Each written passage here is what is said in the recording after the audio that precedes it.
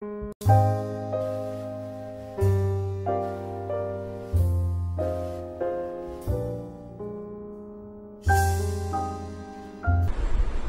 finally we are going to discuss about the case 4, जो कि सबसे जनरल केस है।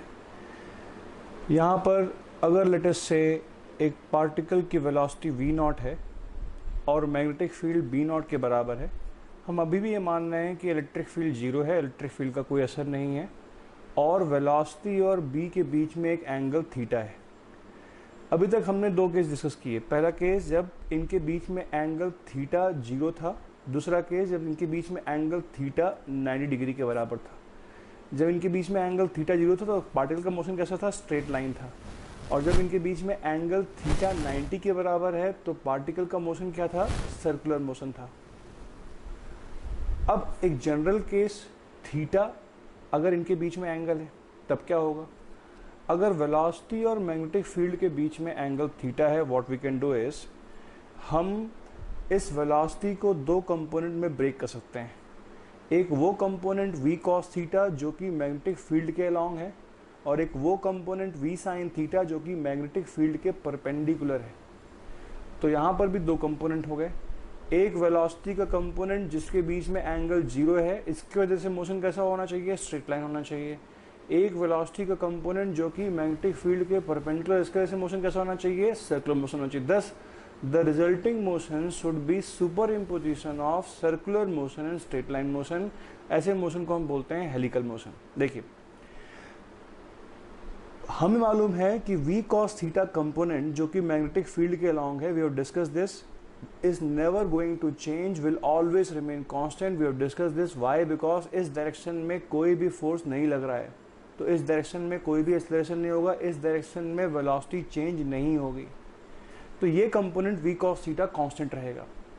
अब लेट अस से एक ऐसा ऑब्जर्वर जो कि इस गाड़ी में बैठा हुआ और गाड़ी v cos थीटा वेलोसिटी से आगे बढ़ रही है, इस ऑब्जर्वर के लिए व्हाट विल ही सी, इस ऑब्जर्वर को ये कंपोनेंट दिखाई नहीं देगा क्योंकि साथ में दोनों की वेलोसिटी v cos थीटा है। इसके रिस्पेक्ट में ये वेलोसिटी जीरो हो जाएगी क्योंकि दोनों सेम डायरेक्शन में सेम वेलोसिटी से चल रहे हैं।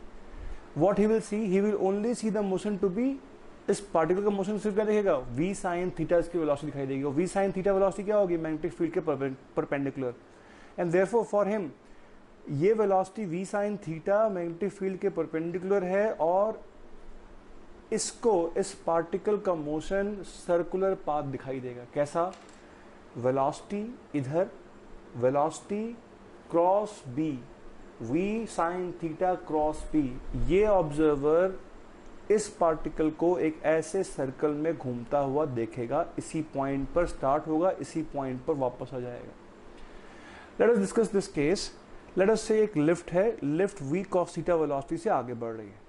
लिफ्ट में एक ऑब्जर्वर है जो कि साथ में मूव कर रहा है v cos थीटा वेलोसिटी से। इस लिफ्ट में कोई चीज घूम रही है, तो इस ऑब्जर्वर को क्या दिखाई देगा, इस ऑब्जर्वर को सिंपली ये चीज सर्कुलर मोशन में घूमती हुई दिखाई देगी।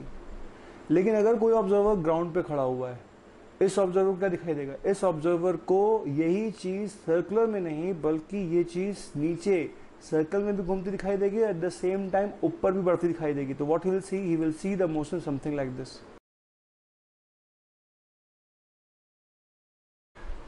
नाउ यहाँ पे एक चीज को जो समझना है वो ये कि ये जो स्पाइरल मोशन है is nothing but superimposition of एक सर्कुलर मोशन और एक स्ट्रेट लाइन का मोशन। जो सर्कुलर मोशन हो रहा है that is because of the velocity v sin theta, और जो स्ट्रेट लाइन मोशन हो रहा है that is because of the velocity v cos theta. For instance,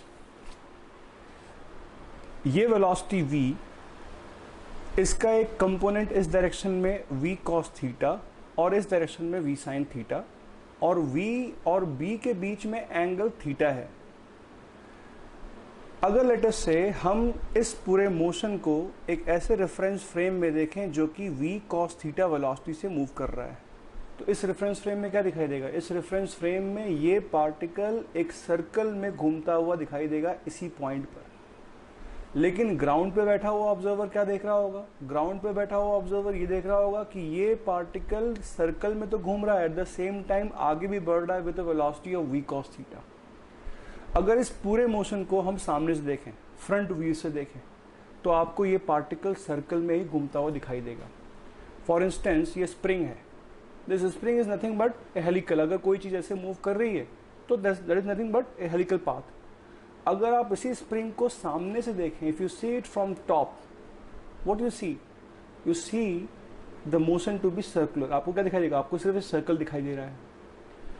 तो अगर आप सामने से देखें तो ये पार्टिकल आपको आपकी तरफ बढ़ता हुआ दिखाई देगा with A velocity of v cos theta, लेकिन वो सर्कल में घूमता रहेगा। इसको एक सर्कल में कंप्लीट करने में कितना टाइम लगेगा? We know that is independent of the velocity. It will still take a time equal to 2 pi m upon qb which is independent of the velocity। सामने से देखने वाला ऑब्जर्वर इसको इस पॉइंट से वापस इसी पॉइंट पर आने में जो टाइम लगेगा that will be equal to 2 pi m divide by qb। और इसको रेडियस का दिखाई देगा r। I said that depends upon the component of velocity v sin theta, that will be equal to how much? m, v के जगह पे v sin theta upon qb। Pitch हम define करते हैं कि पार्टिकल कितनी डिस्टेंस ट्रेवल करेगा in travelling one circle, complete circle.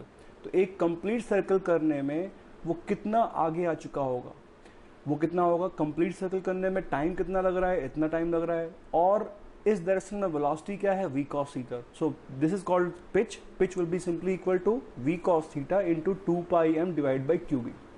क्या है पिच? फिर से बताता हूं, एक सर्कल कंप्लीट करने में ये पार्टिकल जितना दूरी पर आ चुका है यहां से लेके यहां तक, this is called as the pitch of the particle, pitch of the path. Again spiral motion is nothing but superimposition of circular and straight line motion. किसी भी क्वेश्चन में आप उसको दो हिस्सों में तोड़ लीजिए, एक स्ट्रेट लाइन मोशन और एक सर्कुलर मोशन।